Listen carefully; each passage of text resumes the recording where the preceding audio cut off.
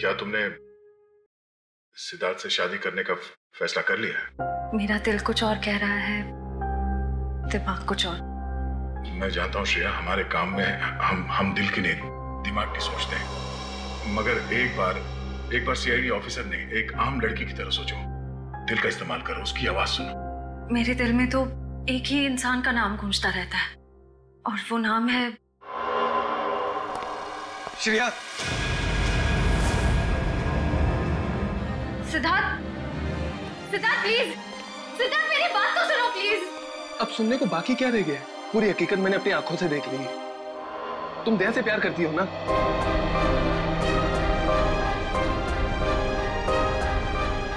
सिद्धार्थ, मैं इस बारे में तुमसे बात करने वाली थी। क्यों नहीं? सिद्धार्थ, काम इतना होता है, मौका ही नहीं मिला मुझे। मौका नहीं मिला? I just can't believe I heard that. Siddharth please मेरी बात तो सुनो। इतना आसान नहीं हो के मैं आपको मेरी जगह रखकर तो सोचो, फिर पता चलेगा मैं किस अग्नि परीक्षा से गुजर रही हूँ।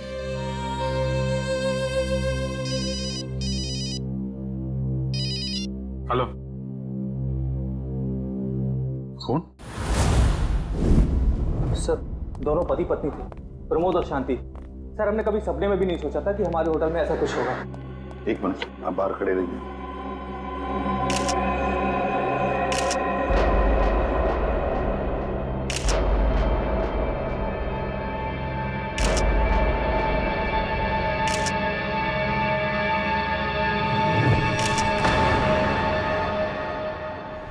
माय गॉड, दोनों की लाशें ऐसी इस अवस्था में। सर, इतने सारे केस सॉल्व किए, लेकिन इस तरह का केस कभी नहीं देखा। सर, लगता है ये दोनों खूनी से विनती कर रहे थे कि वो इन्हें छोड़ दे, मगर खूनी ने जरा भी दया नहीं दिखाई। नहीं फ्रेडी, लगता है खूनी ने पहले इन दोनों को मारा और फिर यहाँ लाकर बिठा दिया, हाथ पैर बांध दिए। जिस तरह से इन दोनों को बिठाया कुर्सी में, लगता है खूनी हमसे कुछ कहना चाहता है। ये देखो, कम से कम 6-7 वार तो किए इस बेचारी पर। ऐसे इतनी बेरहमी से मारा है जैसे ये खूनी कोई सिर फिरा हो, या फिर बदले की आग में ये सब किया है उसने। My God. सर, इस प्रमोद की पीठ पे भी वार किया गया है।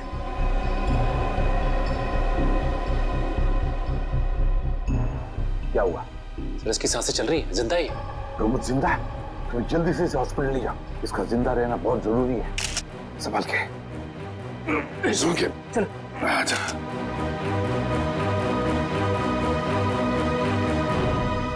एक बात बताओ, ये खूनी अंदर आया कैसे? किसी ने देखा कैसे? नहीं सर, ये सब रात में हुआ सर, और रात के बाद इसकी ड्यूटी रहती है सर, इससे पूछिए आप।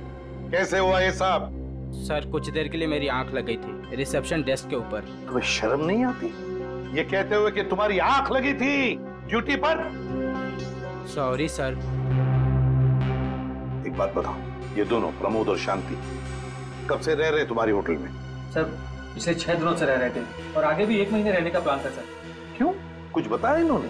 सर, प्रमोद जी की नई नौकरी लगी थी, नासिक से इस शहर में नए आए थे, उन्हें अपना घर नहीं मिला, इसीलिए होटल में रह रहे थे सर।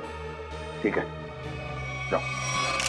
वंश, प्रमोद और शांति, इन दोनों की पूरी जानकारी चाहिए मुझे।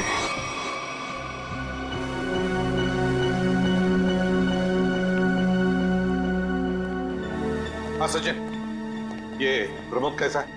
सर, डॉक्टर ने ऑपरेशन शुरू कर दिया है, थोड़ी देर में पता चल जाएगा सर। लगता है सचिन, ये खूनी शांति को ही मारने आया था, प्रमोद को नहीं। देखो ना, उसने प्रमोद पर सिर्फ एक ही वार किया और फिर देखा तक नहीं कि वो जिंदा है या मर गया।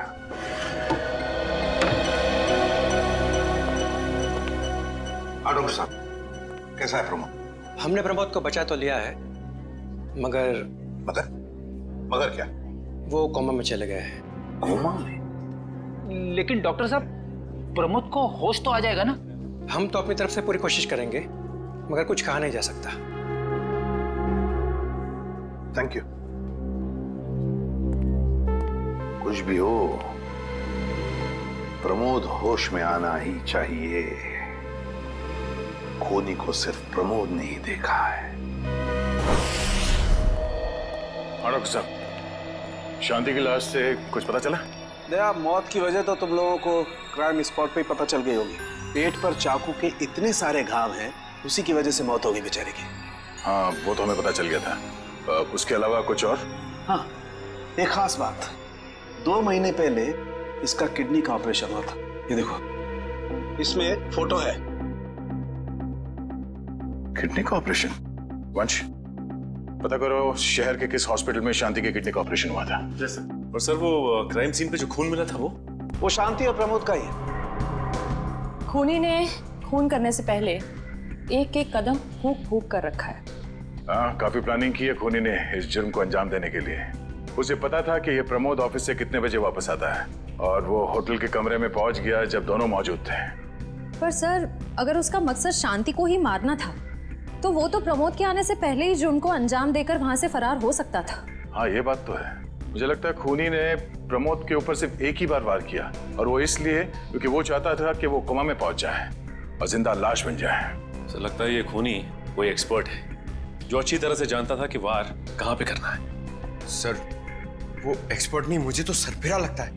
वरना मारने के बाद इन्हें प्रार्थना की पोजीशन में क्यों बैठा था? कोई तो गहरा कारण है सबके पीछे जो इस खूनी के अतीत से जुड़ा हुआ है।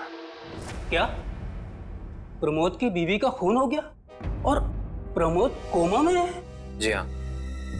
खैर, अब ये बताइए कि पिछले कुछ दिनों से प्रमोद का स्वभाव कैसा था? क्या वो डरा डरा रहता था या कुछ और अजीब बात? नहीं, ऐसा तो कुछ नहीं था। पर हाँ सर, मैंने उनको काम में बहुत सारी गलतियां करते देखा। साफ साफ बताइए, प्रमोद किस तरह की गलतियां कर रहा था? बेसिक अकाउंटिंग की गलतियां। मुझे तो हैरानी हो रही थी कि इतने काबिल और इतने क्वालिफाइड इंसान ऐसे बच्चों वाली गलतियां कैसे कर सकता है कोई। वो तो अच्छा हुआ कि मैंने उनकी गलती देख ली, वरना पूरी अकाउंट शीट खराब हो जाती। सर, मुझे तो लगता है उन्हें काम आता ही नहीं था। ऐसा कैसे हो सकता है? वो जिस कंपनी से आए थे वो तो बहुत बड़ी कंपनी थी, और कोई भी बड़ी कंपनी किसी ऐसे आदमी को अपने यहाँ नौकरी पर क्यों रखेगी जिसे उसका काम ही नहीं आता हो? अब तो इस प्रमोद की सारी कुंडली निकालनी पड़ेगी। तो पति पत्नी प्रमोद और शांति एक नंबर के धोखेबाज थे। इनके सारे सर्टिफिकेट्स और डॉक्यूमेंट्स नकली हैं। स्कूल और कॉलेज हर जगह के। ऐसी क्या वजह हो सकती है जिस वजह से 420 करके ये उस फाइनेंस कंपनी में काम कर रहा था? ये उस प्रमोद को वहाँ काम करके क्या फायदा हो सकता है? इस सवाल का जवाब तो उसी वजह से जुड़ा है निखिल, जिसकी वजह से इस प्रमोद की हत्या की गई। पर वजह जो भी हो, उस वजह का पता तो सीआईडी निकाल ही लेगी। लेकिन सर, हो सकता है इन दोनों का नाम भी नकली हो सकता है। ऐसा भी हो सकता है कि ये दोनों असली प्रमोद और शांति हो ही ना, बल्कि कोई बहरूपिये हों जिन्होंने उन दोनों की जगह ले ली हो सकता है। एक सेकंड। हेलो, हाँ बोल रहा हूँ। हाँ, कौन सा hospital? Okay, thank you so much. क्या हुआ निखिल? हमारा अंदाजा सही निकला। 2 महीने पहले पुणे की मोती हॉस्पिटल में इस प्रमोद की पत्नी का एक ऑपरेशन हुआ था। वहाँ प्रमोद की पत्नी का नाम शांति नहीं बल्कि विनीता लिखा हुआ है। विनीता? मोती हॉस्पिटल, पुणे।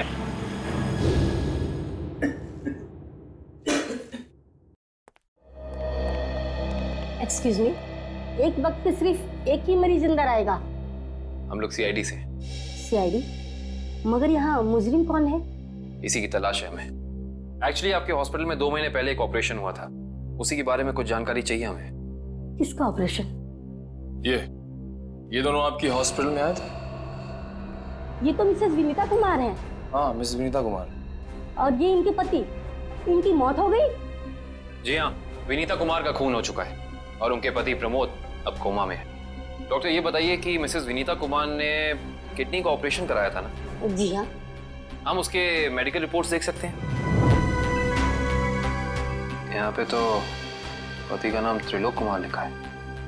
मतलब त्रिलोक बन गया प्रमोद और विनीता बन गई शांति। इस पेपर में उनके घर का एड्रेस लिखा हुआ है। चल के पता करें, शायद कुछ पता चल जाए। नहीं निखिल, कोई फायदा नहीं होगा। इनकी पहचानों की तरह इनका एड्रेस भी नकली होगा, देखना। हाँ, हमने इन्हें ऑपरेशन के कुछ रिपोर्ट्स कोरियर की थी, मगर वो कोरियर वापस आ गए थे। डॉक्टर, ये बताइए कि इन्होंने ऑपरेशन का पेमेंट कैश में की थी या चेक से या किसी कार्ड से? इंश्योरेंस के जरिए। इंश्योरेंस? उस इंश्योरेंस कंपनी के कोई कागजात, कोई डॉक्यूमेंट्स हैं आपके पास? हाँ, इसी फाइल में होंगे। गुड।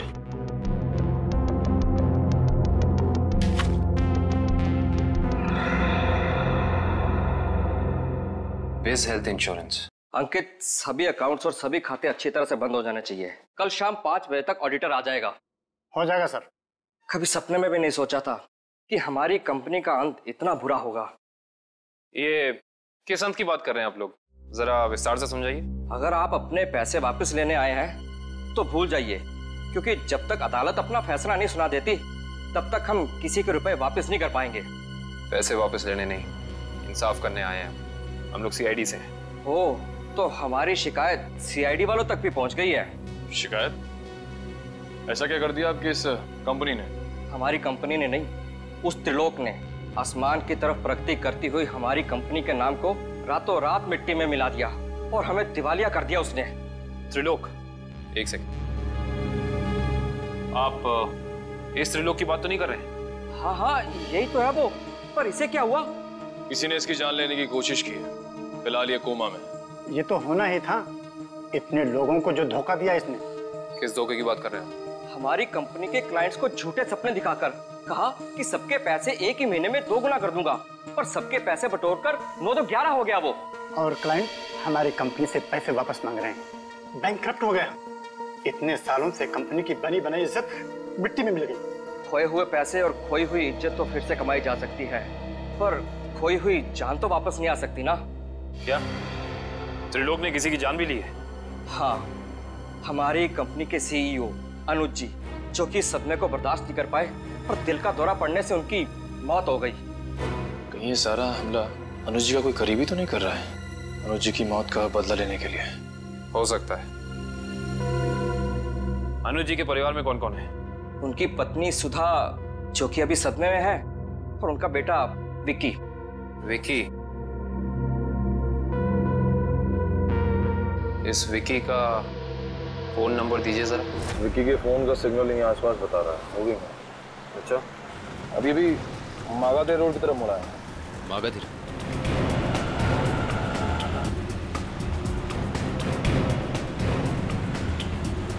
देखो सिग्नल, कुछ पता चला? एक मिनट। क्या हुआ? इस विक्की के फोन का सिग्नल यहीं आसपास बता रहा है। कहीं विक्की इस बाइक पे तो नहीं? हाँ सर, हो सकता है ये विक्की है। चेक करते हैं।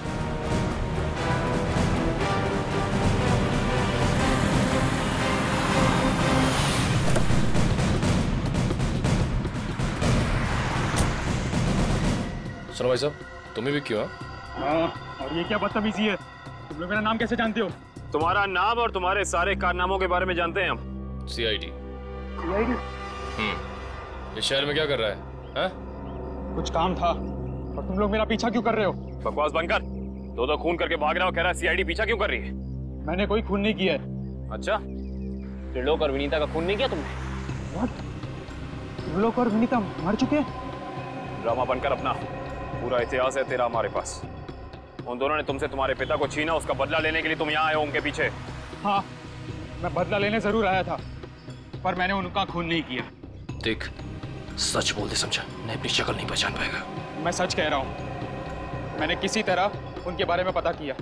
मैं उनके होटल भी गया था, मगर जैसे मैं उनके कमरे की तरफ जा रहा था, मैंने उनके कमरे में एक आदमी को जाते हुए देखा। कौन सा आदमी था वो? उसके चेहरे को ठीक से देख नहीं पाया मैं। तुम्हें जो भी याद है, जितना भी याद है, साफ साफ बताओ।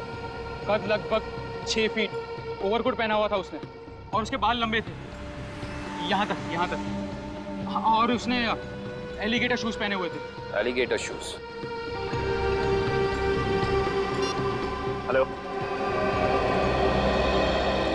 एक और खून?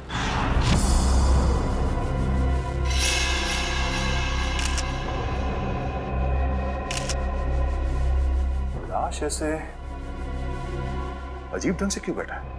कमाल है सर, पिछले वाले केस में खूनी ने उन दोनों को होटल में चाकू मारकर प्रार्थना वाली पोजीशन में बैठाया था, और इसे गोली मार के इस तरह से। लगता है दोनों का खूनी एक ही है। गोली सीधे माथे के बीचों बीच मारी है। अगर ये सीरियल किलर होता तो इसे भी चाकू से मारता सर, क्योंकि विनीता को उसने चाकू से मारा था, इसे तो गोली मारी। हाँ, मगर लाशों को ऐसे एक ही ढंग से बिठाना क्या दो अलग अलग खूनी करेंगे? मुझे लगता है दोनों का खून ही एक ही है, और जिस वक्त इस तिग्मांशु का खून हुआ लगता है खाना खाने ही वाला था।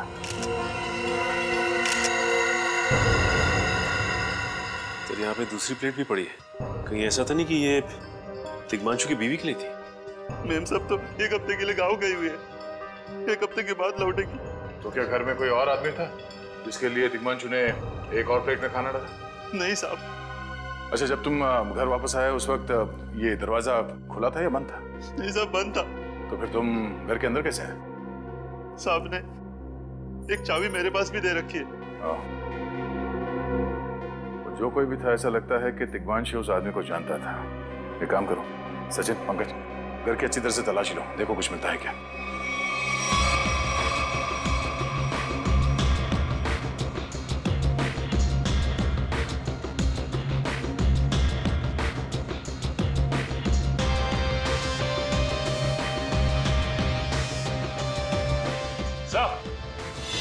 हाँ सचिन, सचिन, ये देखिए सर, यहाँ से शीशा निकाला गया है, चिटकनी खोली गई है, तो यहाँ से बाहर जाने का रास्ता भी है। मतलब कोई अंदर यहाँ इस खिड़की से आया था? सर, लेकिन इस घर में तो सेफ्टी अलार्म भी है सर। अगर यहाँ से कोई अंदर आया है तो सेफ्टी अलार्म बजना चाहिए था, और सिक्योरिटी गार्ड को भी अंदर आना चाहिए था। अब इसका जवाब तो सिक्योरिटी गार्ड ही देगा।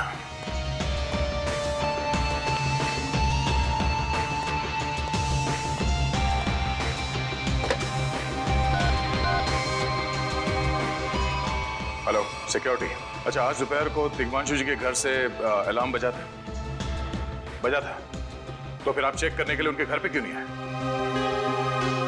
ओ आई सी, पिछले हफ्ते भी? ठीक है, थैंक यू। क्या बोला सर ये सिक्योरिटी वाला? सिक्योरिटी का कहना है कि अलार्म बजा था और उन लोगों ने घर में फोन भी किया, तो तिग्मांशु जी ने कहा कि गलती से अलार्म बज गया, इसलिए वो लोग ऊपर नहीं आए। सर, हो सकता है तिग्मांशु ने मजबूरी में कहा, खूनी ने उसके सर पे गन तान दी हो। कुछ कह नहीं सकते, बात करते वक्त अगर थोड़ी सी भी टेंशन हो आवाज में तो ये सिक्योरिटी वाले तुरंत भाप लेते हैं। दरअसल पिछले हफ्ते भी तिग्मांशु के घर से अलार्म बजा था, और जब सिक्योरिटी वालों ने फोन किया था तो तिग्मांशु ने यही कहा था कि गलती से बच गया। सर, ये खूनी काफी चालाक लगता है, खेल खेल रहा है। देखते हैं, जरा देखो इस घर में कुछ और मिलता है क्या। खूनी ने कोई ना कोई सुराग जरूर छोड़ा होगा, चेक करो।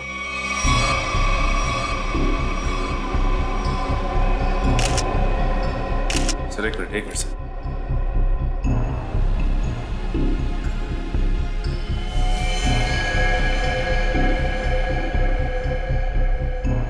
ये देखिए सर, खून। खून यहाँ कैसे?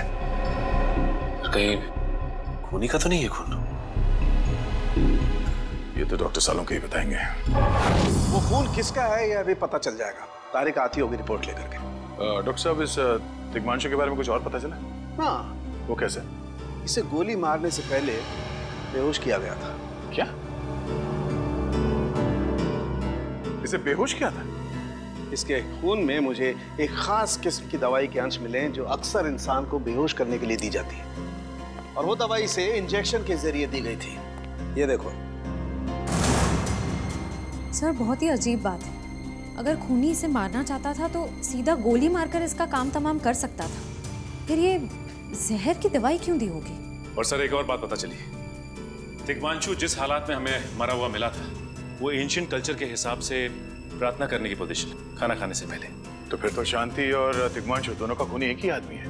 ये खूनी के लिए ये हत्याएं जुर्म नहीं, एक जश्न है, इसीलिए उसने टेबल पे ये प्लेटें सजाई, उसमें खाना रखा, एक अपने लिए और एक तिग्मांशु के लिए। और सर, तिग्मांशु को प्रार्थना की पोजीशन में बैठा के उसने गोली मार दी। सर मैंने कहा था ना, ये खूनी एकदम सरफिरा है सर।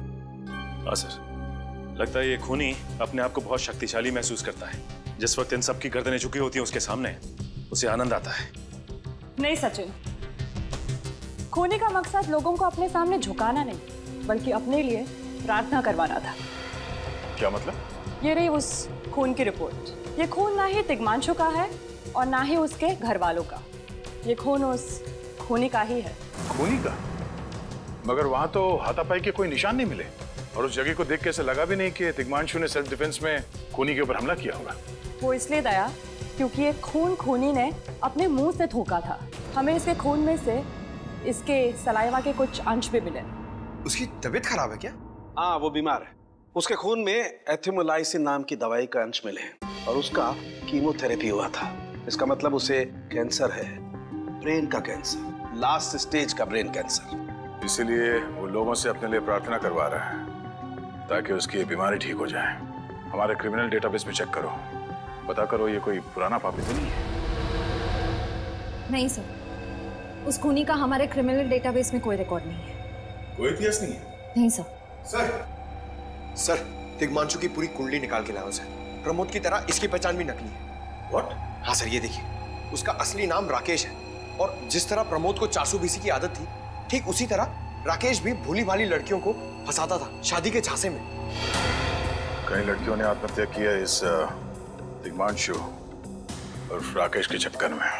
हाँ सर, शादी के बाद उनके पैसे लेके ये गायब हो जाता। सर, इसका मतलब खूनी ने 2 ऐसे लोगों को मारा जो पहले से मुजरिम थे। शायद उसने सोचा होगा कि मरने से पहले कुछ अच्छे कर्म कर लूं।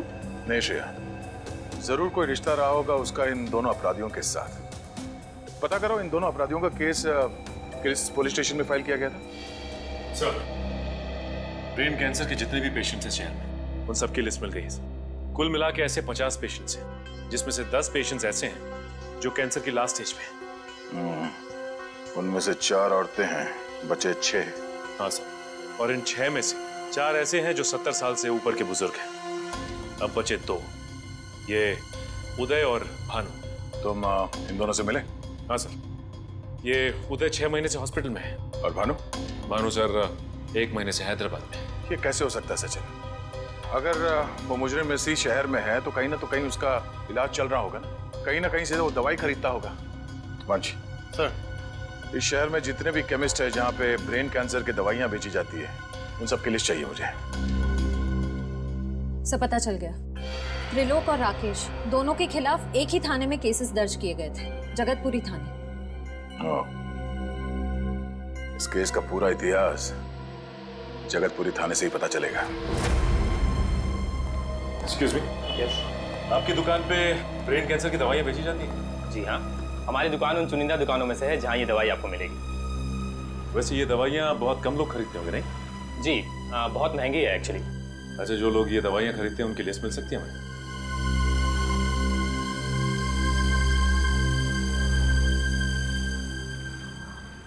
ये रही वो लिस्ट।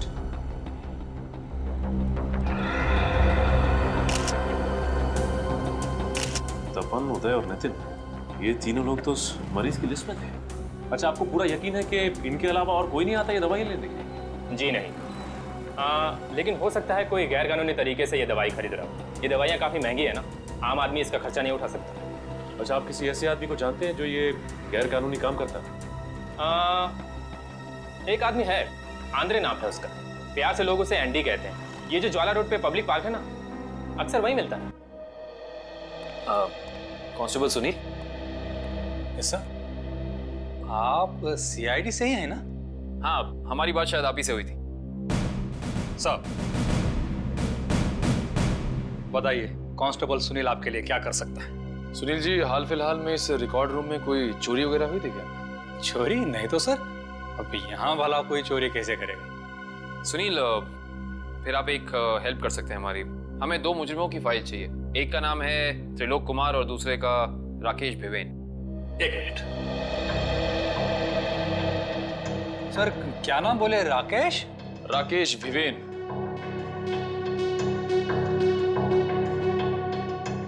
कमाल है, इसकी फाइल तो है नहीं। अच्छा, वो दूसरा नाम क्या बोले? त्रिलोक? त्रिलोक कुमार। इसकी भी नहीं है? दोनों की फाइल्स नहीं। हाँ सर, लेकिन यहाँ पर चोरी की तो कोई घटना नहीं घटी। पता नहीं फाइलें गायब कैसे हो गई। सुनील, यहाँ याद करने की कोशिश करो, हाल ही में कोई दुर्घटना घटी थी क्या? पिछले महीने ऑफिस एरिया में आग लग गई थी, तो अच्छा हुआ फायर ब्रिगेड वाले जल्दी आ गए और हमारे रिकॉर्ड्स नष्ट नहीं हुए। जरूर ये आग भी जानबूझकर लगाई गई थी। आग लगने की वजह क्या थी? वो बताया गया कि मेन स्विच बोर्ड के अंदर शॉर्ट सर्किट हुआ था। कोई इलेक्ट्रिशियन भी आया था काम करने के लिए। जरूर वहीं छेड़छाड़ की गई है। उस इलेक्ट्रिशियन का कोई आता, कोई पता, कोई कांटेक्ट है? दूसरे कांस्टेबल के पास था, लेकिन वो तो रिटायर होके गांव चले गए। हाँ, कोई बात नहीं। सुनील, एक काम करिए, आप चेक करके बताइए कि और किन किन मुजरिमों की फाइल्स यहाँ से गायब हुई हैं। Okay sir. पता तो चले आखिर अगला शिकार है कौन इस अनोखे खूनी का। ये ले पैसे। अरे ये दवाइयाँ तो असली है ना। अरे अंकल जी, ये जो शक की बीमारी है ना, कैंसर से भी ज्यादा खतरनाक है। अगर आपको यकीन नहीं है कि ये दवाई असली है या नहीं, तो खुद जाकर दुकान से क्यों नहीं खरीद लेते? अरे तुम तो बुरा मान गए, मैं तो बस ऐसे ही पूछ रहा था, मेरा मतलब वो नहीं। जानते हो, इस तरह से दवाइयाँ बेचना और खरीदना दोनों गैर कानूनी है। बाकी तुम्हारा कोई फायदा नहीं है। मैंने सुना था कि सीआईडी बड़े बड़े केस हैंडल करता है। मैं तो छोटा मोटा चोर हूँ, जाने दो ना साहब। हाँ मिस्टर छोटे चोर, ये बताओ कि तुम्हारे पास से ये दवाइयाँ खरीदने के लिए कोई ऐसा आदमी आता जो 6 फीट लंबा था और लंबे लंबे बाल थे उसके, और वो एलिगेटर वाले शूज पहनता था? हाँ, वही जो आगे से नुकीला होता है। हाँ, आया था चिराग। आप लोग चिराग को ढूंढ रहे हो? हाँ। कहाँ मिलेगा ये चिराग? चिराग? लगता है चिराग घर पर नहीं है। कमरे अच्छी तरह से चेक करो, देखो कुछ मिलता है क्या। पंकज, कंप्यूटर चेक करो।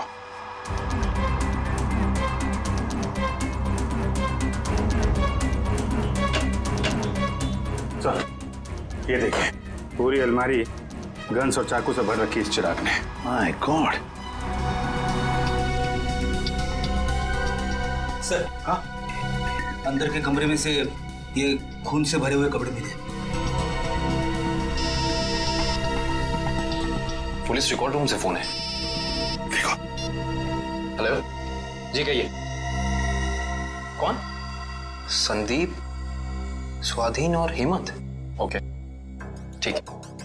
कौन है ना? सर, त्रिलोक और तिग्मांशु की तरह इन तीनों की फाइल भी चोरी हुई है पुलिस रिकॉर्ड रूम से। मतलब अभिजीत, अब ये चिराग इन तीनों में से किसी एक को मारने वाला है। सर एक सेकंड, ये देखिए सर, इस कंप्यूटर की फाइल में इन तीनों की फाइल है।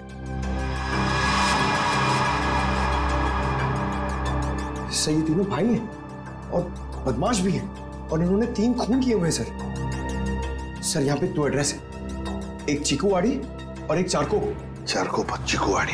एक काम करते हैं अभिजीत, हम दोनों चीकूवाड़ी चलते हैं और तुम लोग तीनों भी चारकोप चले जाओ। Yes sir. हाँ सर।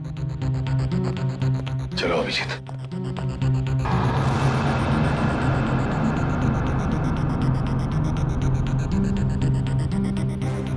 क्या हुआ सर? अभिजीत, ये पेन, ये मेरा पेन है अभिजीत। आपका पेन? यहाँ पे कैसे सर? ये पेन मैंने जग्गा को दिया था, जग्गा को। जग्गा सर? वो आपका खबरी? हाँ अभिजीत, मेरा खबरी। मगर जग्गा तो मर चुका है सर। हाँ अभिजीत, तो मर चुका है, लेकिन जिस खून में तलाशी करने में मदद की थी जग्गा ने हमारी, उस वक्त वो खून भी इसी तरह हो रहे जैसे आज हो रहे हैं। खून करने के बाद लोगों को प्रार्थना की पोजीशन में रखा जाता है। चलते हैं सर। नहीं अभिजीत, क्योंकि अभिजीत जिस तरह से वो खून किए जा रहा है, लगता है मुझे संदेशा भेज रहा है, मुझे मिलना चाहता है अकेले में।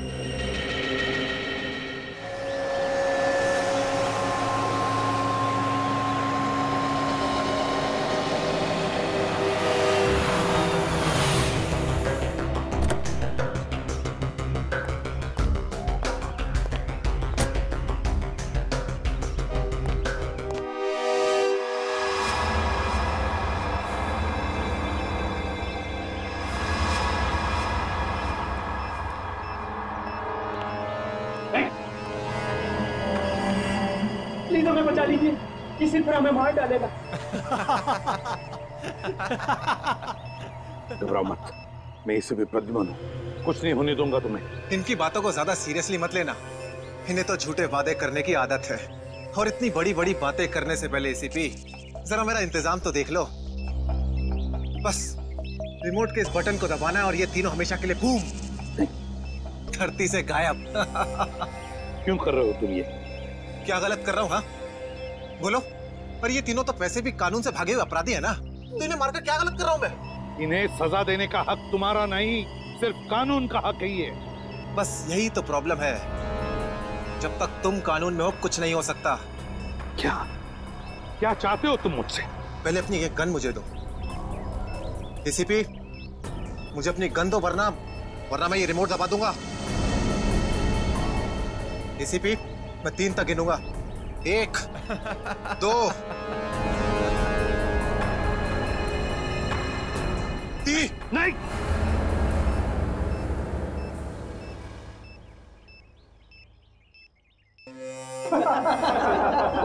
बहुत अच्छे। तो तुम जानना चाहते थे ना कि मैं तुमसे नफरत क्यों करता हूँ? हाँ। जग्गा खबरी का नाम ध्यान है? याद है मुझे। मैं उन्हीं का बेटा हूँ।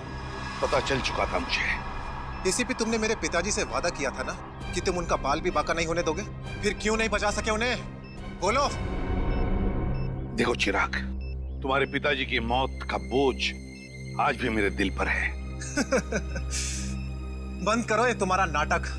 उस वक्त कहाँ थे तुम जब मेरे पिताजी की मौत के बाद मैं और मेरी माँ दर दर की ठोकरें खा रही थी? खाने के पैसे तक नहीं थे हमारे पास। तो तुम मेरे पास चले आते, मैं कुछ मदद कर सकता था तुम्हारी। क्या कर लेते तुम? हाँ, सिवाय झूठे वादों के।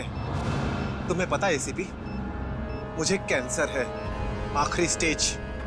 और ये इसीलिए क्योंकि मेरी माँ के पास पैसे नहीं थे मेरे इलाज के लिए। मैं तुम्हारा दुख समझ सकता हूँ चिराग, तुम्हारी तकलीफ समझ सकता हूँ, मगर इन तीनों ने क्या बिगाड़ा है तुम्हारा? तुम इन तीनों की जान बचाना चाहते हो? हाँ। तो तुम्हें अपनी बलि देनी होगी। क्या मतलब? मतलब तुम इस बिल्डिंग से छलांग लगानी होगी ताकि फिर कोई जग्गा खबरी सीआईडी का शिकार ना बने।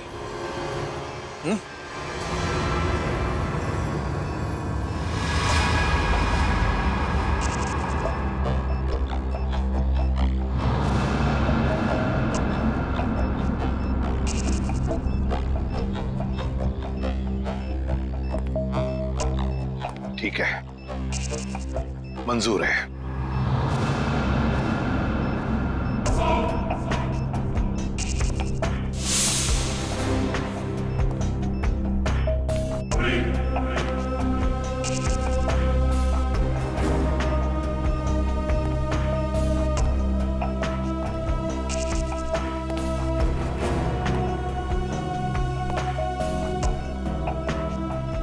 चढ़ो एसीपी, चढ़ो।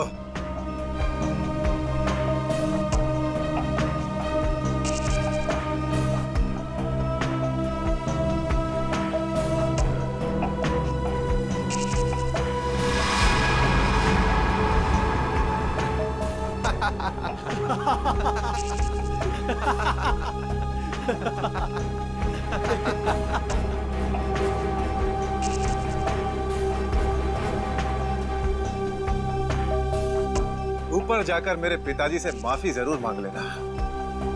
क्या हुआ? मौत को इतना नजदीक देखने से पांव कांपने लगे? एसीपी आज तक अपनी मौत को अपनी हथेली पर लेकर ही चला है, समझे? मौत से कभी डरा नहीं है वो। इतनी बड़ी बड़ी बातें, अब बातों का वक्त नहीं है, अब एक्शन का वक्त है। कूदो एसीपी, छलांग लगाओ और अपनी ये बेहतरीन जिंदगी को अलविदा कह दो। चलो। 1 मिनट, मैं जरूर कूदूंगा, लेकिन तुम पर कैसे विश्वास कर सकता हूं कि मेरे कूदने के बाद तुम इन तीनों को छोड़ दोगे? तुम्हारे पास और कोई चारा भी नहीं है। कूदो एसीपी, वरना मैं इस रिमोट का बटन दबा दूंगा।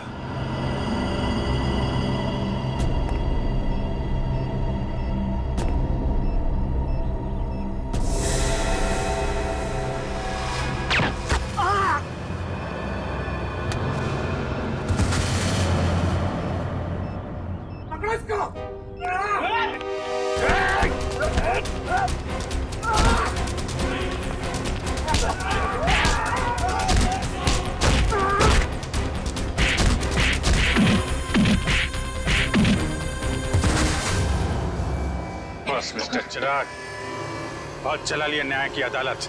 सीआईडी का काम सीआईडी को सौंप दो। फ्रेडी, पंकज, उन तीनों के शरीर से बॉम्ब हटा दो संभाल के। और तुम मेरे दोस्त, मेरा खबरी जग्गा के बेटे लगते ही नहीं। उस बेचारे ने तो अपनी जान कुर्बान की हमारी मदद करने में, कानून की मदद करने में, मगर तुम, लानत है तुम पर। जैसे घटिया काम करने निकले थे। दो खून किए तुमने। तुम्हें तो शायद फांसी ही होगी, फांसी।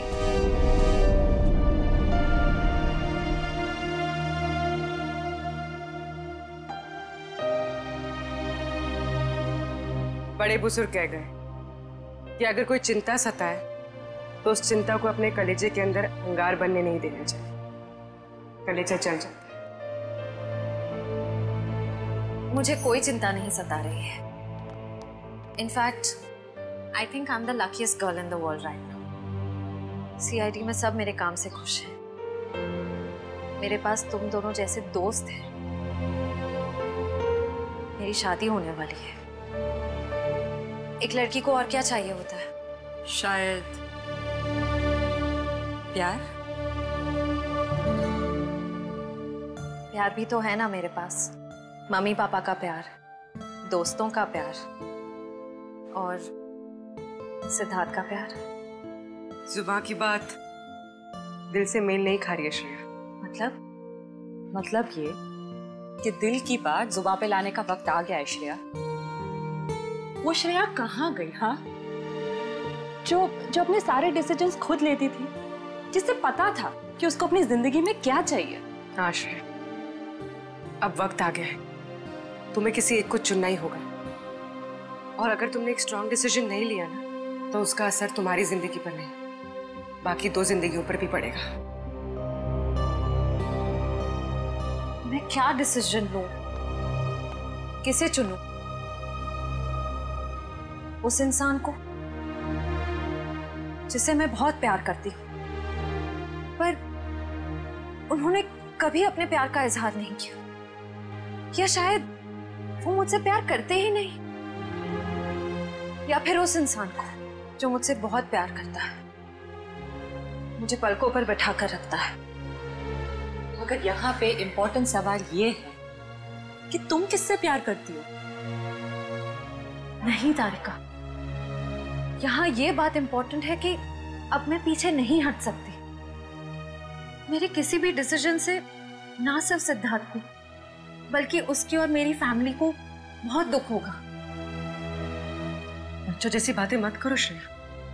हर माँ बाप चाहते हैं कि उनके बच्चे को जिंदगी की हर खुशी मिले। तुम सिद्धार्थ के साथ खुश नहीं रह पाई तो क्या अंकल आंटी खुश रह पाएंगे? और अगर तुम खुश नहीं रही तो क्या सिद्धार्थ खुश रह पाएगा? तुम्हारा एक कदम श्रेया बहुत सारी जिंदगियों को अफेक्ट करेगा। तुम बस दिल से काम लो। देखो, दिल हमेशा सही रास्ता दिखाता है। ठीक है, अब से मैं अपने दिल की बात सुनूंगी। अगर मैं किसी भी कदम पर कमजोर पड़ जाऊं तो तुम दोनों को मुझे सही रास्ता दिखाना होगा।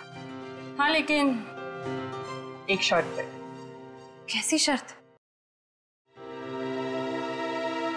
तुझे आइसक्रीम खिलानी पड़ेगी। Of course.